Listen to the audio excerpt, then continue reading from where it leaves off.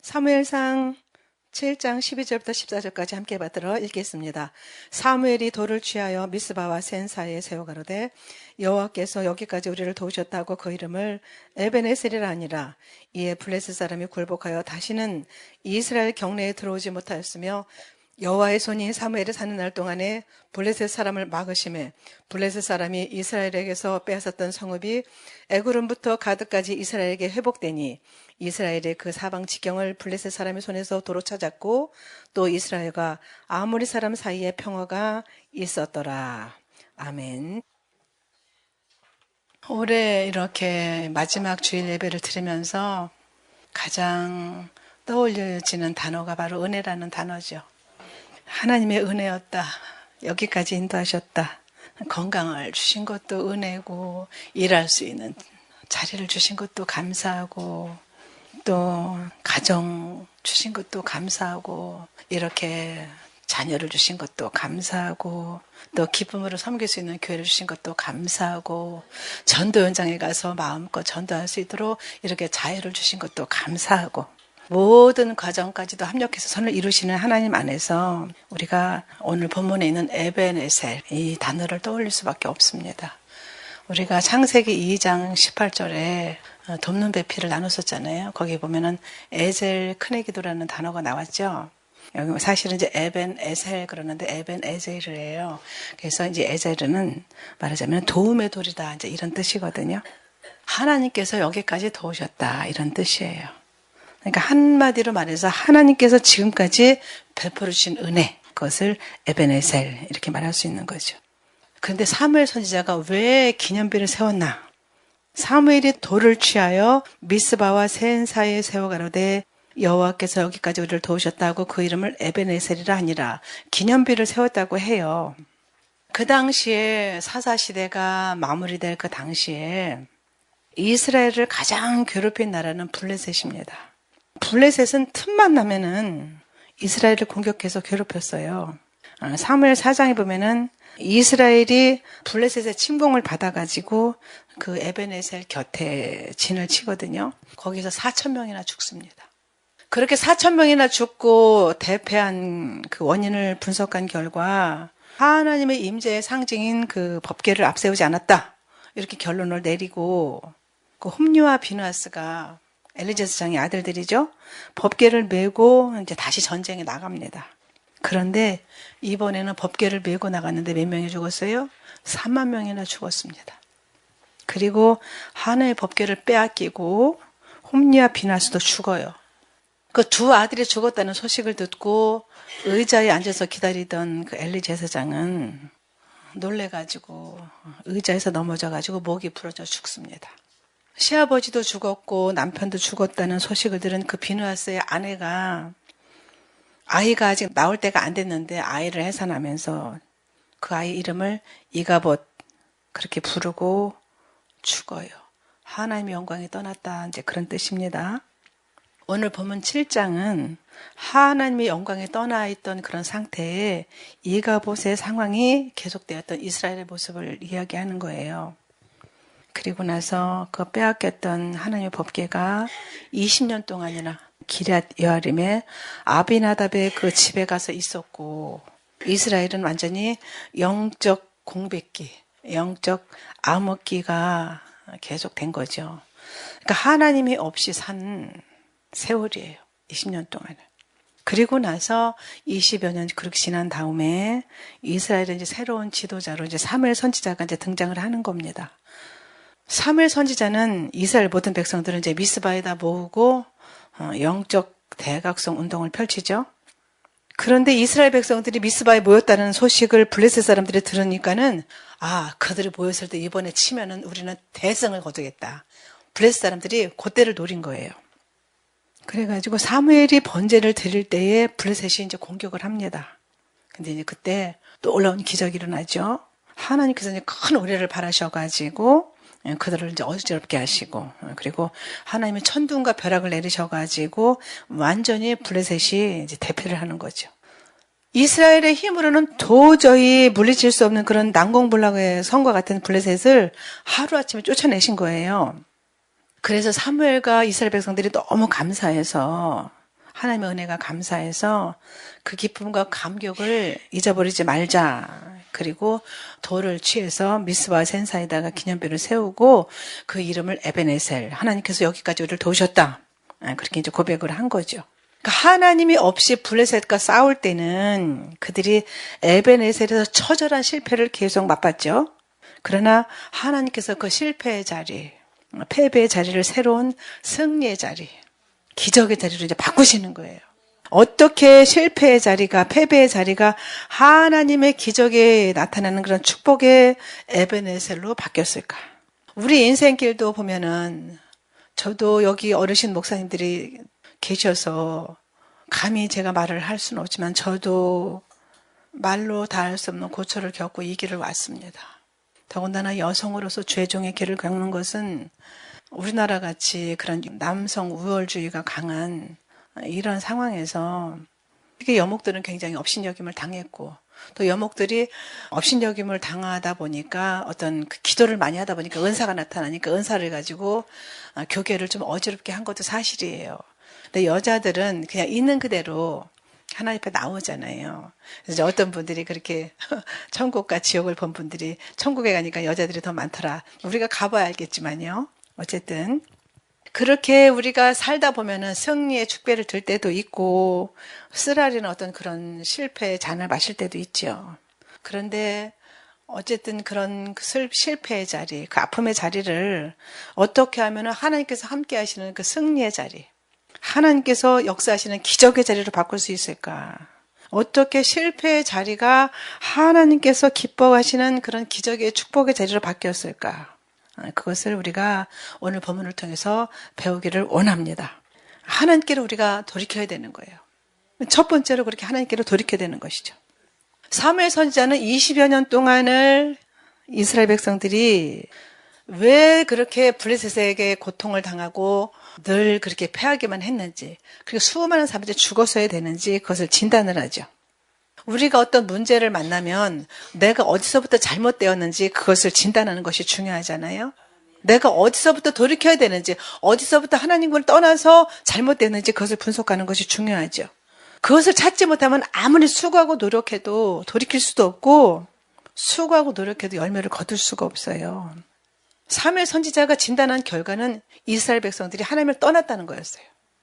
우리가 하나님 안에 들어와서 몇십 년 동안 신앙생활을 했는데 하나님을 떠난 것처럼 내 마음대로, 내 잣대로, 내 의를 앞세워서 살았다고 하면은 사실 그 몇십 년 동안의 신앙생활은 헛된 겁니다. 하나님께서 인정하지 않으시는 것이죠. 하나님을 떠난 그 삶의 결과가 영적 침체. 그 영적 침체는 결국 삶의 고통으로 이어져서 가난과 파산과 채무로 이어지기도 하지만은 물론 가난과 파산과 채무와 질고가 그런 어떤 하나님을 떠난 결과로 나오기도 하지만 또 어떤 사람들은 하나님께서 그 사람을 연단시켜서 하나님의 큰 일꾼으로 쓰기 위해서 그런 연단을 주시기도 하지요. 그러니까 사무엘 선지자는 그런 영적 진단 결과 영적 침체된 분위기를 새롭게 만들어야 되겠다. 그래서 미스바 영적 대각성 운동을 일으킨 거예요. 그러면서 온 이스라엘 백성들을 모아서 미스바 대각성 회개 운동을 펼칩니다. 오늘 보면 앞에 7장 3절에 보면은 사무엘이 이스라엘 온 족속에 만일 너희가 전심으로 여호와께 돌아오려거든 이방 신들과 아스타롯을 너희 중에서 제거하고 너희 마음을 여호와께로 향하여 그만을 섬기라. 그리하면 너희를 블레셋 사람의 손에서 건져내시리라. 이렇게 말씀하셔요. 믿는 사람들이 가장 많이 오류에 빠지는 것들이 있습니다. 내 힘으로 하려고 하는 것들이죠. 내 힘으로 하려고 하면은 반드시 하나님께서는 그것을 쳐버리십니다. 우리가 하나님 앞에 이것저것 범죄한 것도 죄라고 여길 수 있지만은 하나님을 의지하지 않고 자기 자신을 의지하는 것이 사실은 죄악이에요. 악이에요. 선한 것 없는 자기를. 그러니까 자기가 스스로 왕이 돼가지고 하나님보다 앞서서 자기 스스로 일을 처리하는 그런 모든 것들은 악입니다. 그래서 믿음으로 쫓아하지 않은 것이 모두가 다 악이라고 말씀하셨어요. 그러니까 우리는 자기 자신을 신뢰할 것이 아무것도 없죠. 그런데 신앙생활을 하고 하나님을 주라고 부르면서 예수님을 구주로 섬기면서 마음대로 산 그 결과가 그렇게 영적 침체로 이어져 가지고 하나님을 떠난 결과로 대적들에게 쫓기고 패배를 당하고 온갖 고초를 겪는 그런 결과를 가지고 왔는데, 우리가 잘 아는 찬송가 28장을 보면은요, 복의 근원 강림하사 찬송하게 하소서. 우리가 잘 아는 찬송이잖아요. 그 찬송시를 작사한 그 로빈슨 목사님이 아주 성령에 충만했던 분이에요. 자기가 그렇게 방탕한 생활을 접고 자신을 구해주신 하나님의 은혜에 감사를 드리면서 이 찬송시를 작사를 해가지고 온 세상에 찬송시가 퍼졌는데, 정작 자기 자신은 완전히 죽을 지경까지 영적 침체에 빠진 거예요. 왜 잘 나가던 사람들이 영적 침체에 빠지기가 쉽잖아요. 특히 이름이 있는 연예인들, 이런 사람들 막 유명해지고 막 뜨고 이러다가 완전히 하얀 곡선을 그으면서 뭐 자살까지 하고 하는 그런 이유가, 자기 자신을 너무 의지하다 보니까 어떤 고비가 있을 때 절망에 빠져가지고 이제 그런 일이 벌어지는 거잖아요. 그 로빈슨 목사님이 바로 그런 형편에 처한 거예요. 그렇게 성령 충만했던 분이 영적 침체에 빠지다 보니까 완전히 영적으로 바닥에 떨어져서, 이분이 이제 마차를 타고 가는데 어떤 흑인 여자가 복의 근원 강림하사 이 찬송을 흥얼흥얼 부르면서 이분이 잠깐 마차를 멈췄는데 물어보더라는 거예요. 혹시 당신은 이 찬송을 들어본 적이 있습니까? 그래서 자기가 이 찬송이 너무 좋아서 이 찬송을 늘 부른다는 거예요. 정작 작사를 한 그 당사자에게. 그래서 로빈슨 목사가 그랬다는 겁니다. 내가 그 찬송가를 내가 작사한 사람입니다. 그런데 내가 완전히 지금 영적으로 바닥에 떨어져서 하나님 앞에 지금 구제불능의 사람이 되었습니다. 이러면서 고백을 하고 그때부터 정신을 차리고 다시 일어나서 하나님께 돌아왔다는 이제 그런 일화가 있거든요. 그러니까 사람이 항상 그렇게 성령 충만할 수는 없어요. 그렇게 영적인 침체에 빠졌다가 다시 하나님께로 다시 돌아오고 하는 것이 우리 인간들의 보통 있는 일인데, 뭐 그렇지 않은 분들도 끝까지 성령 충만함을 유지하는 분들도 있기는 하지요. 그러니까 우리 인생을 그렇게 실패의 자리를 몰고 가는 주범이 바로 이제 죄인데, 하나님을 떠나는 것이 이제 바로 죄잖아요. 하나님 뜻에서 벗어나는 것. 그러니까 하나님과의 거리가 멀어지면 멀어질수록 우리의 삶은 점점 수렁에 빠지고 힘이 드는 거죠. 근데 하나님과의 거리가 가까워질수록 삶이 기쁨이 넘치고 평강이 임하고 모든 것이 순적하게 이루어지는데, 우리 인간들이 그 하나님의 원리를 깨닫기까지 그렇게 고생의 떡과 물을 먹으면서 하나님께로 가는 그런 여정을 보통 가게 되는 것이죠. 이스라엘 백성들은 그렇게 미스바에 모여가지고 하나님을 섬긴다고 하면서 세상을 섬겼던 그런 자신들의 그 죄와 허물을 쏟아놓고 하나님께로 돌이키는 그런 과정을 겪었다라고 오늘 본문에서 말씀하고 계시는 거예요. 시편 73편 28절에 보면은 하나님께 가까이 함이 내게 복이라. 내가 주 여호와를 나의 피난처로 삼아 주의 모든 행적을 전파리이다. 야고보서 4장 8절에 보면은 하나님을 가까이 하라. 그리하면 너희를 가까이 하시리라.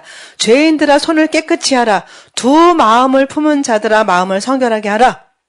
베드로가 언제 주님을 부인했어요?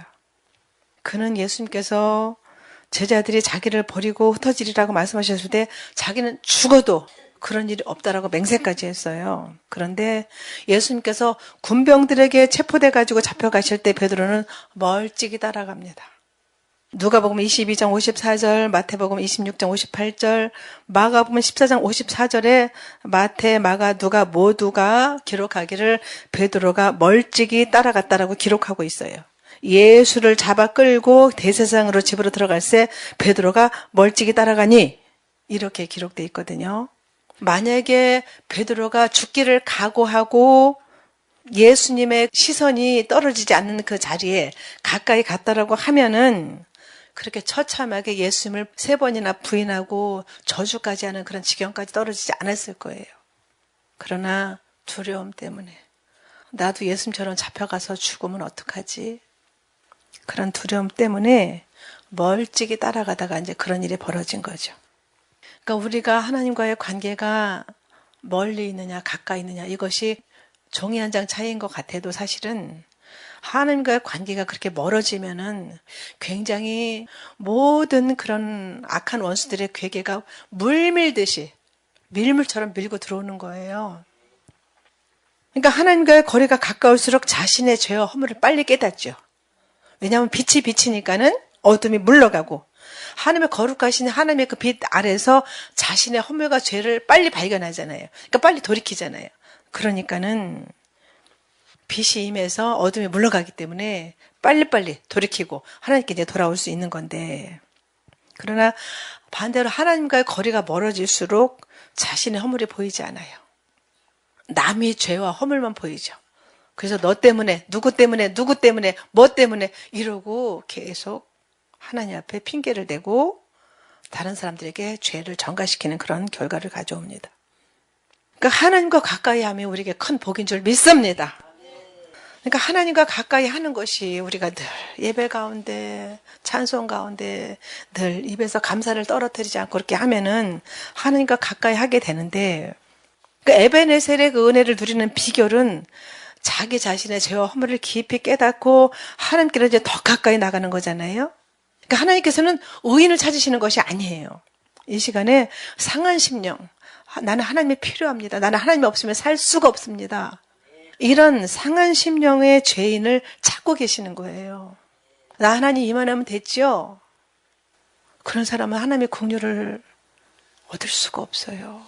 바리새인들, 사두개인들, 서기관들, 그들을 통해서 예수님께서 계속 사복음서를 통해서 말씀하시는 것을 우리가 알 수 있잖아요. 이 뱀들아 독사의 새끼들아, 예수님이 필요하지 않은 사람은 하나님께 가까이 갈 수가 없는 겁니다. 누가복음 18장에 보면은 성전에 기도하러 올라가는 두 사람이 등장을 합니다. 한 사람은 바리새인이고 다른 사람은 세리예요. 바리새인은 따로 서서 사람들에게 보이려고 따로 서서 기도하지요. 하나님이여, 나는 다른 사람들 곧 토색, 불이 간음을 하는 자들과 같지 아니하고 저 세리와도 같지 않으면 감사합니다. 나는 일회에 2번씩 금식을 하고 또 소득의 11조를 드립니다. 자랑스럽게 자기를 드러내면서 사람들한테 들으라고 크게 기도하는 거예요. 그리고 세리도 정죄하고.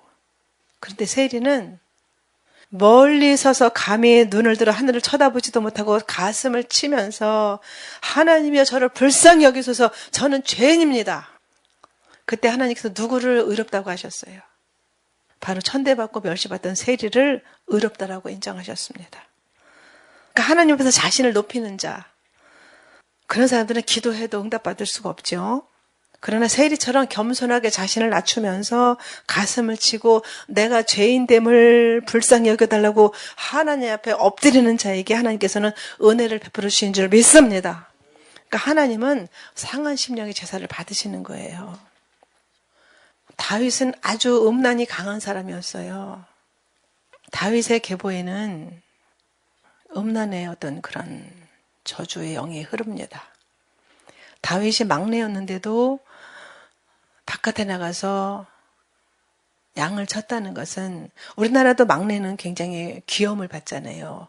귀하게 여기고 막내는 일도 잘 시키지도 않고 그랬는데, 그 신학자들 얘기로는 수많은 아들들 중에서 그렇게 막내를 바깥으로 내보냈던 거는 정실의 자식이 아니었다, 이제 그렇게 말하는 분도 있어요.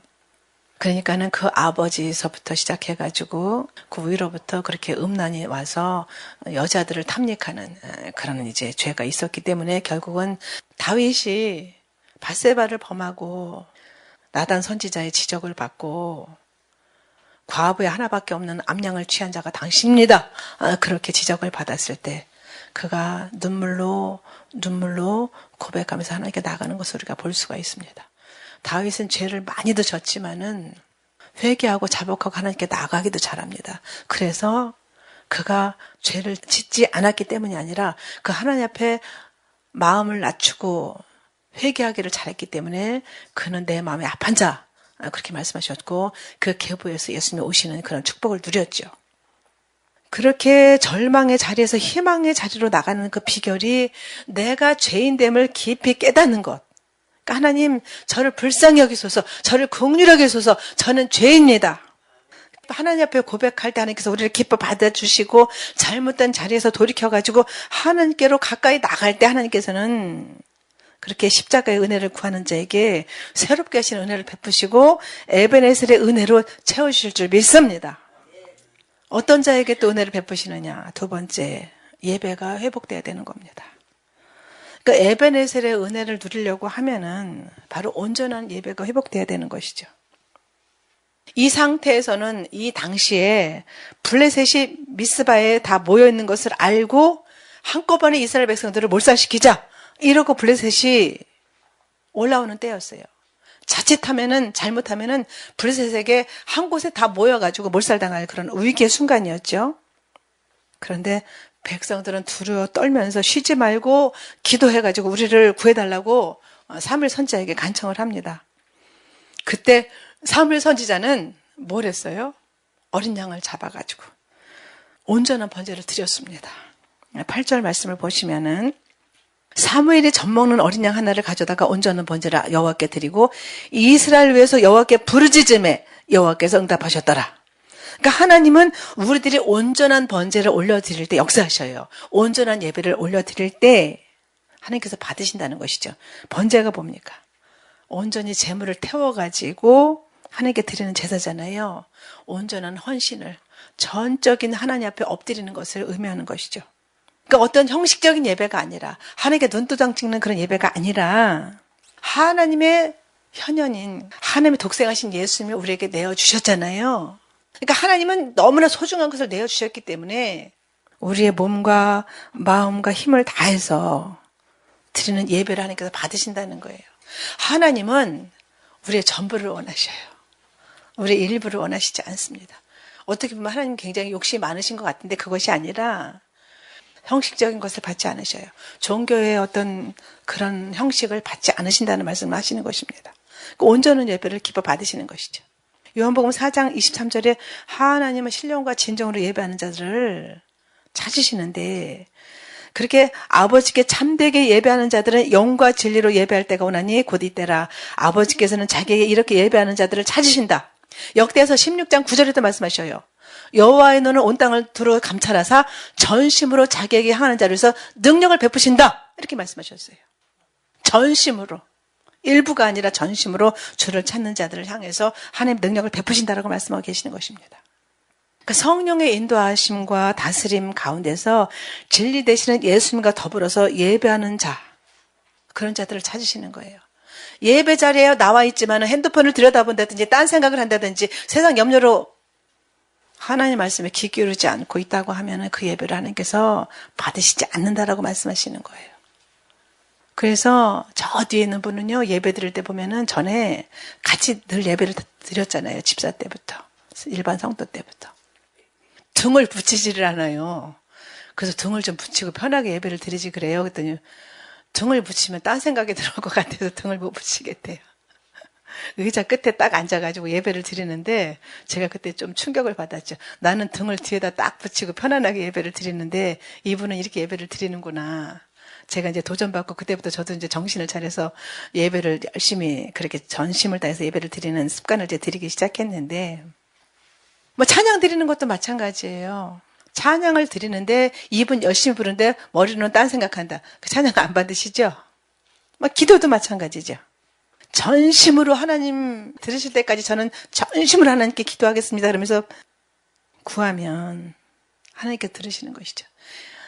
예레미야서 29장 11절에 말씀하셨잖아요. 너희를 향한 나의 생각은 내가 안 하니 재앙이 아니라 평안이다.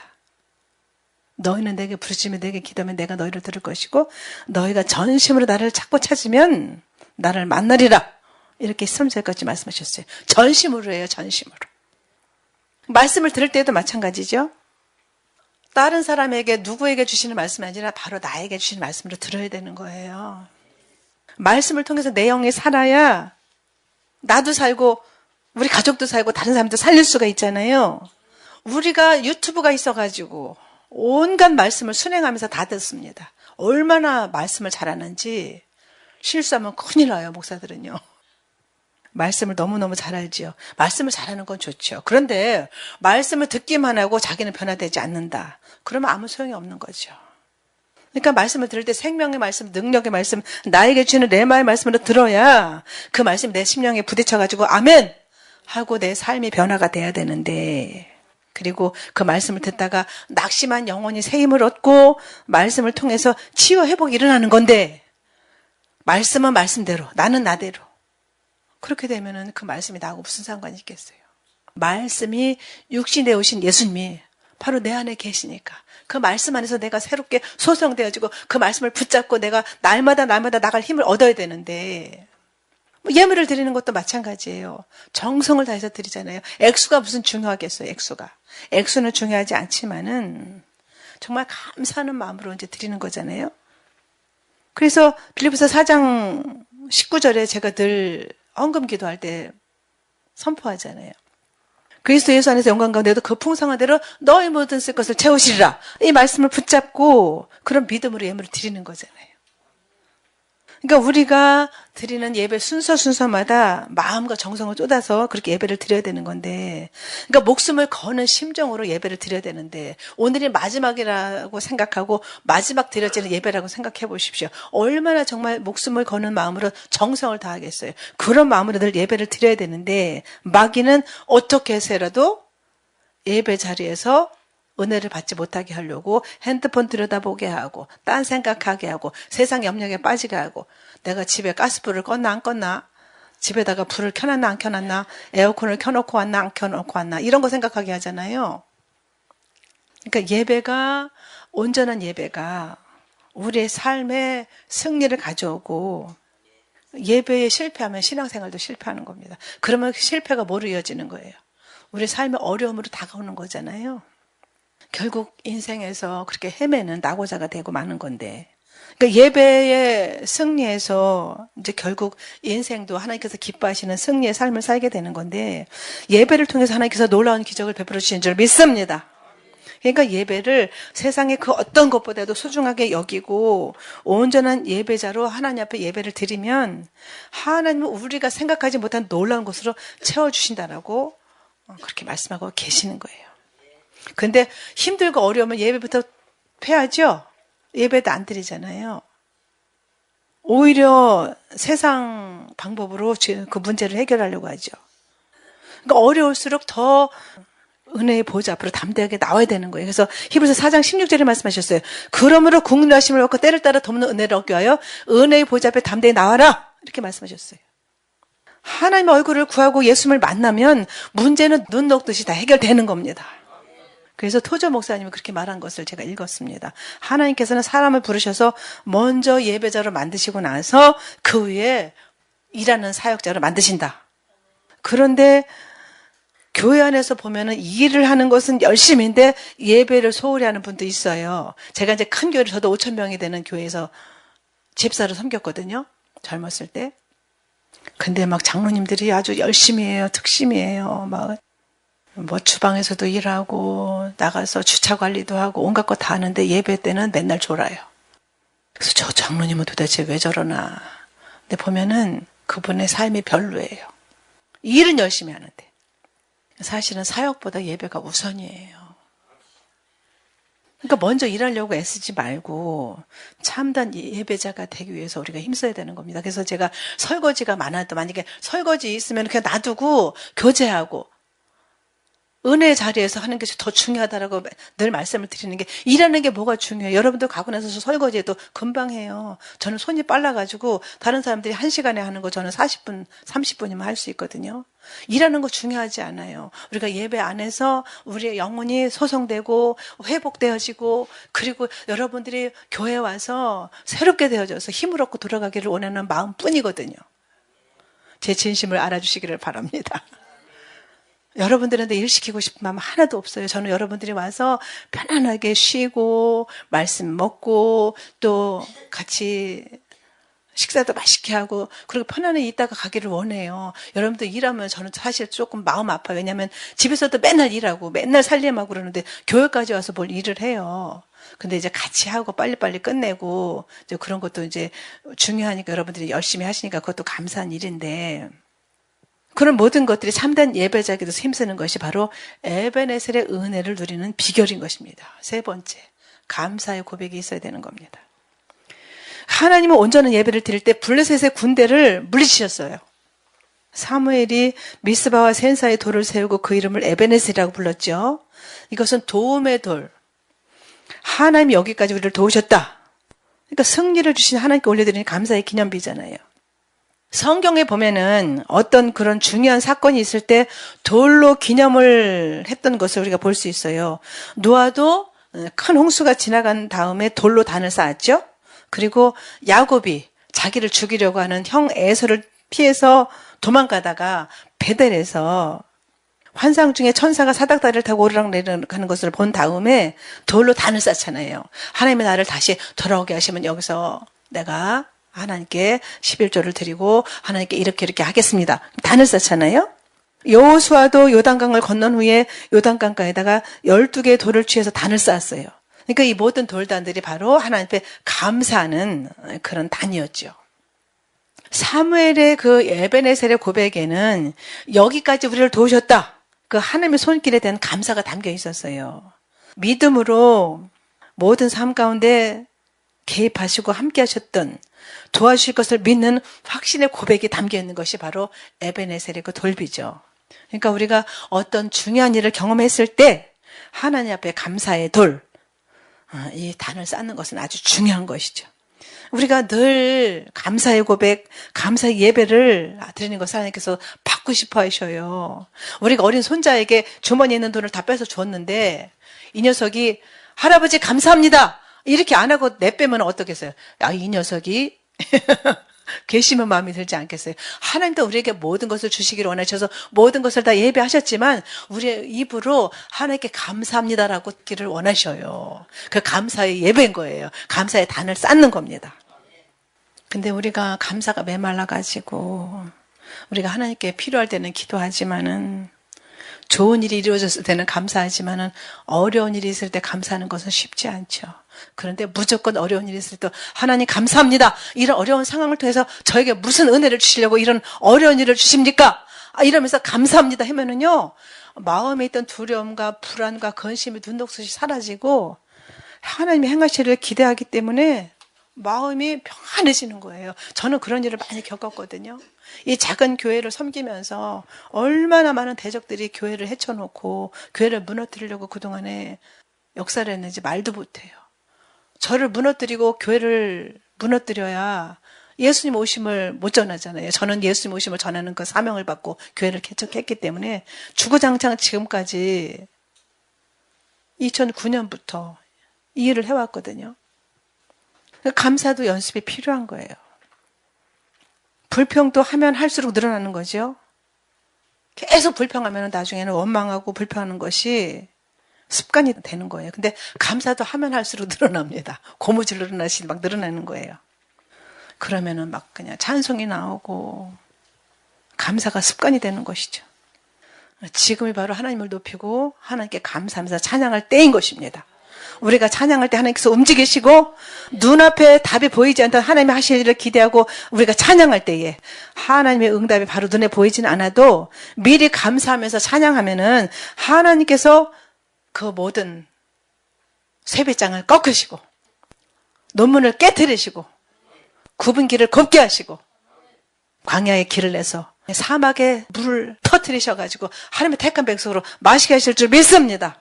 전심으로 하나님을 높여드리고 감사하며 찬양할 때 천사들이 바로 그것을 가지고 올라가면 응답이 뚝 떨어지는 거예요. 사도행전 16장에 보면은 바울과 실라가 잡혀 들어갔습니다. 얼마나 매를 많이 때렸는지 막 여기저기 상처가 날 정도로 40에 하나 감한 말을 때리잖아요. 유대인들은 참 지독한 것 같아요. 그렇게 매를 많이 때리고 그 발을 착고에다가 든든히 채우고 밤이 깊었어요. 그런데 그 깊은 지하 감옥에서 바울과 실라가 기도하고 하나님께 감사하면서 찬양할 때 무슨 일이 났어요? 옥토가 움직이고 지진이 일어난 거예요. 죄수들을 묶었던 쇠사슬이 풀어졌어요. 그러니까는 간수들이 놀라 깨가지고서는 죄수들이 도망간 줄 알고 자결을 하려고 스스로 죽으려고 하니까는 바울이 죽지 말라 우리 여기 있다. 그랬더니 무릎을 꿇잖아요. 간수가. 우리가 어떻게 해야지 구원을 얻으리까. 그랬더니 주 예수를 믿으라. 그러면 너와 내 집이 구원을 얻으리라. 하나님의 역사가 일어나잖아요. 그래가지고 그 맞은 자리를 씻기고 관수와 권속들이 다 세례를 받고 예수님을 믿었더라. 그런 역사가 일어나잖아요. 사도행전 12장에도 보면은 헤롯 왕이 그 사도 요한의 형제인 야고보를 죽이니까는 유대인들이 너무 좋아하고 기뻐하는 거예요. 그래가지고 그 제자들의 우두머리가 누구야? 그러니까 베드로라고 합니다. 그랬더니 베드로도 잡아라. 그래서 잡아왔어요. 그래가지고 베드로를 가뒀죠.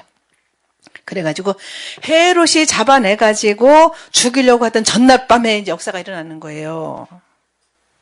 베드로는 예수님을 3번이나 부인했어요. 저주하고 맹세까지 했어요. 예수님을 모른다고 부인했던 그 아픈 가슴을 안고 내가 예수님을 위해서 죽으리면 죽으리라 하고 하나님 앞에 감사하면서 잡혀 들어간 거죠. 두 군사툼에서 두 쇠사슬에 매어서 누워서 잠을 자는 거예요. 아니 그 다음날 죽을 거예요. 그런데 군사들이 양쪽에서 지키고 매어 있어요. 근데 어떻게 잠을 자겠어요? 잠을 주무시겠어요? 여러분들 같으면 주무시겠어요? 저는 어저께 그 말씀을 보면서 야 대단하다. 두 군사tum에서 잠을 잘 정도면 얼마나 하나님 앞에 하나님 제가 죽을 기회를 주셔서 감사합니다 이렇게 기도했을 것 같아요. 그리고 파수꾼들이 또 문 앞에서 또 옥을 지키고 그랬더니 사도행전 12장 7절에 보니까 호련히 주의 사자가 곁에 섬에 옥중에 광채가 조요하며 또 베드로 옆구리를 쳐 깨워 가로되 급히 일어나라 하니 쇠사슬이 그 손에서 벗어진지라. 베드로 옆구리를 칠 정도로 깊이 잠들었다는 것이죠. 천사가 가로되 띠를 띠고 신을 들매라 하거늘 베드로가 그대로 하니 천사가 가로되 겉옷을 입고 따라오라 한대. 환상인가 생신가 그렇게 하면서 첫째 파수를 지나고 둘째 파수를 지나서 성으로 토한 쇠문에 이르니 문이 저절로 열리는지라. 나와서 한 거리를 지나매 천사가 곧 떠나더라. 하나님 앞에 감사한 결과가 그렇게 놀라운 기적을 일으킨다는 것을 말씀하고 계시는 것입니다. 성경에는 수많은 기적의 권능 역사가 너무나 많아요. 구약을 봐도 신약을 봐도. 그러니까 하나님의 손이 함께 하시면 능한 손과 편팔로 막아주심으로 블레 사람이 굴복돼가지고 다시는 이스라엘을 침범하지 못했다. 오늘 본문에 보면은 여호와의 손이 사무엘을 사는 날 동안에 블레 사람을 막으심에 블레셋 사람이 이스라엘에게서 빼앗았던 성읍이 에그론부터 가드까지 이스라엘에게 회복되니 이스라엘의 그 사방 지경을 블레셋 사람이 돈에서 도로 찾았고 또 이스라엘과 아모리 사람 사이에 평화가 있었더라. 빼앗긴 것을 다 회복할 뿐 아니라 하나님께서 주시는 평강을 누렸다는 거예요. 하나님은 감사하면 감사할수록 점점 더 감사할 조건을 주시는 겁니다. 오늘 2025년 마지막 주일이에요. 먼저 하나님 앞에서 자신의 죄와 허물을 바라보고요. 하나님 저를 불쌍히 여겨주시옵소서. 저는 죄인입니다.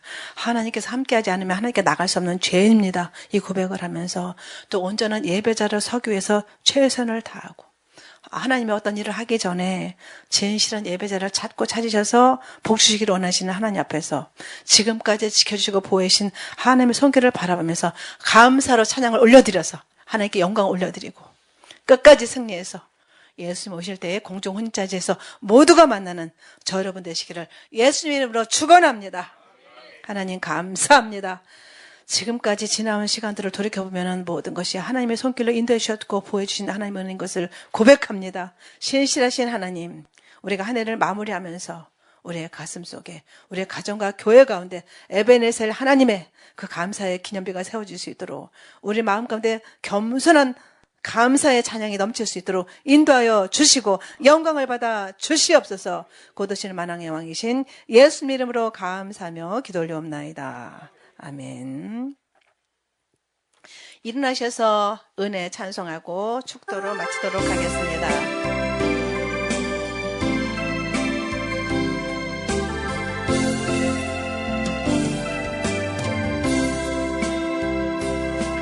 내가 누려왔던 모든 것들이 내가 지나왔던 모든 시간이 내가 걸어왔던 모든 순간이 당연한 것 아니라 은혜였소. 아침 해가 뜨고 저녁에 노을 봄의 꽃향기와 가을의 열매 변하는 계절 순간이 당연한 것 아니라 은혜였소. 모든 것은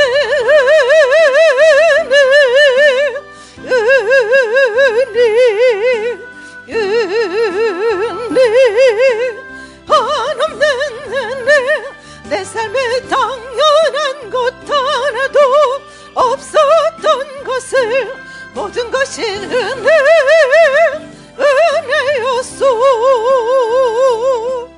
내가 이 땅에 태어나 사는 것 어린아이 시절과 지금까지 숨을 쉬며 살며 꿈을 꾸는 삶 당연한 것 아니라 은혜였소. 내가 하나님의 자녀로 살며 오늘 찬양하고 예배하는 삶 복음을 전할 수 있는 축복이 당연한 것 아니라 은혜였소. 모든 것이 은혜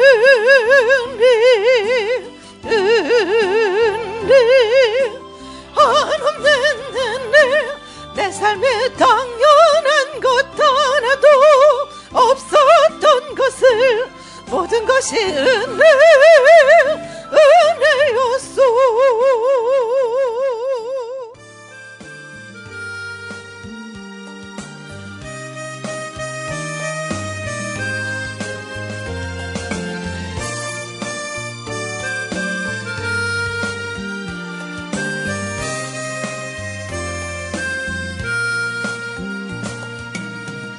감사하신 하나님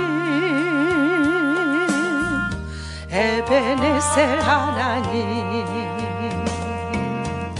살아계신 하나님 에베네셀 하나님 여기까지 인도하셨네. 감사하신 하나님 여기까지 인도하셨네. 살아계신 하나님 감사하신 하나님 에베네셀 하나님 살아계신 하나님 에베네셀 하나님 감사하신 하나님 에베네셀 하나님 살아계신 하나님 에베네셀 하나님 장래일도 인도하시리 감사하신 하나님 장래일도 인도하시리 살아계신 하나님 감사하신 하나님 에베네셀 하나님 살아계신 하나님 에베네셀 하나님 감사하신 하나님 에베네셀 하나님 살아계신 하나님 에베네셀